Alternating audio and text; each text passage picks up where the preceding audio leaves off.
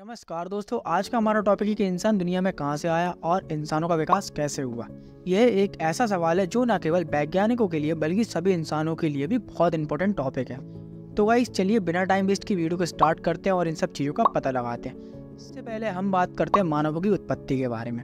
हमारे वैज्ञानिकों के अनुसार इंसान आज से लगभग 20 लाख साल पहले पूर्वी अफ्रीका में रहने वाले वानरों से विकसित हुआ था और इन्हीं वानरों को ऑस्ट्रेलोपिथेकस कहा जाता था। और यही वानर धीरे धीरे विकसित हुए और होमो नामक प्रजाति में बदल गए। अब आप पूछेंगे कि होमो क्या है, तो गाइस होमो एक लैटिन भाषा का शब्द है जिसका अर्थ होता है मानव।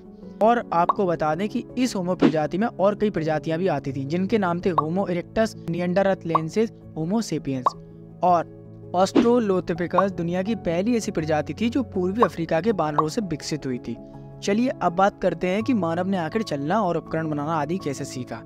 तो गाइज अभी तक इसका कोई खास प्रमाण तो नहीं है कि मानवों ने दो पैरों पर चलना कैसे सीखा, पर वैज्ञानिकों के अनुसार मानवों ने लगभग 60 लाख साल पहले दो पैरों पर चलना शुरू किया।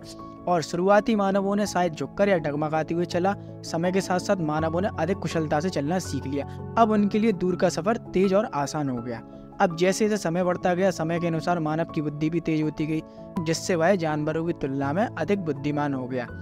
इससे हुआ यूं कि मानवों को सोचने समझने की क्षमता मिली और धीरे धीरे उन्होंने अपनी भाषा का विकास किया तथा आगे चलकर कला और संस्कृति आदि चीज़ों का भी निर्माण कर लिया।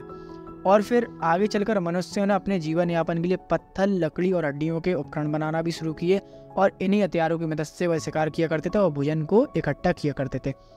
तो गाइस अब परिचय होता है इंसानों का आग से।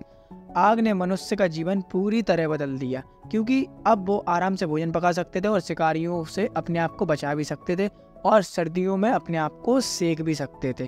तो गाइस ऐसे ही करते करते इंसानों ने कृषि की शुरुआत करी और फिर वह एक ही जगह पर बसने लगे और फिर उन्होंने वहीं पे शहरों का निर्माण किया और शहरों का शासन चलाने के लिए उन्होंने सरकार बनाई और भी अन्य क्षेत्र जैसे कला, साहित्य, विज्ञान आदि क्षेत्र में भी उन्होंने अपार प्रगति की।